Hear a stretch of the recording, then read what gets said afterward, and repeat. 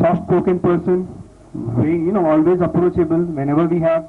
Very good in his diagnosis, very good in his copies. Also very good in prescribing psychiatric medication, because most of the gastroenterology patients, they require psychiatric medication. And Dr. Tariq Patel, we must felicitate him today. He one of the few young people who has joined Jaslok Hospital, totally on his merit. We congratulate you, Dr. Tariq Patel. May I request Arshad Siddiqui Sahab to please felicitate Dr. Tariq Patel. And with these few words, I will request Dr. Tariq to please come over and to please give your presentation of hepatitis B in adults, prevention and treatment.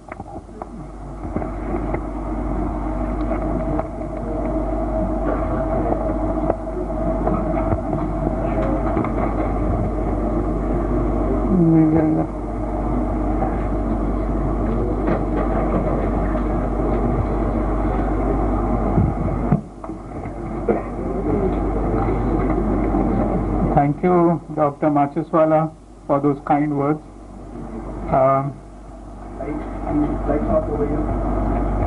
Yeah, that's me.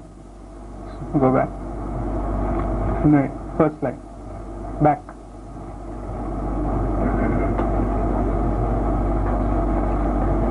Okay. No.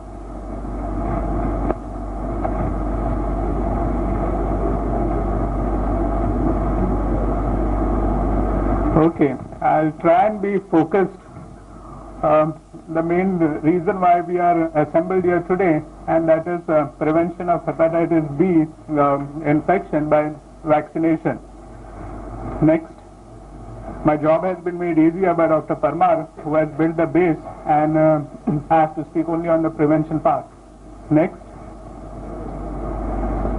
Okay, why have we assembled today in the year 2000? Hepatitis B is not a new disease. It was described way back by Hufnagel in 1965. Neither is vaccination. Vaccination has been around since the early 80s. When I was doing my residency, vaccines were already available. Then the WHO has recommended universal vaccination for children in 1991. That's 9 years back. And we are talking in the year 2000 of vaccination. Why? Basically for two reasons. One is that the cost of immunization has come down drastically world over, and particularly in African nations, where the incidence of hepatitis B is much higher, or the prevalence of carrier is about 10%. That's double our average prevalence. They have been able to go for mass vaccination when the cost of per vaccine has been brought down to about $1.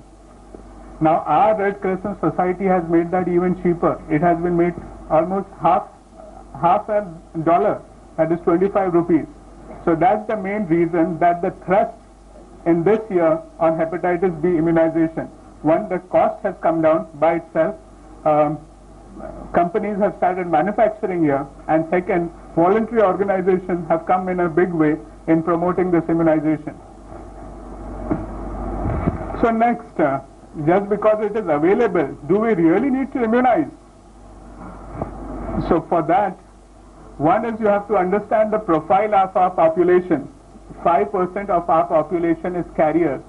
And with a population of 1 billion, 5% means there are 50 million carriers amongst us. Okay? Then the mode of transmission in our country. I'll come to this in the next slide. And even this failure to clear the virus. Okay? This will cover later. Next.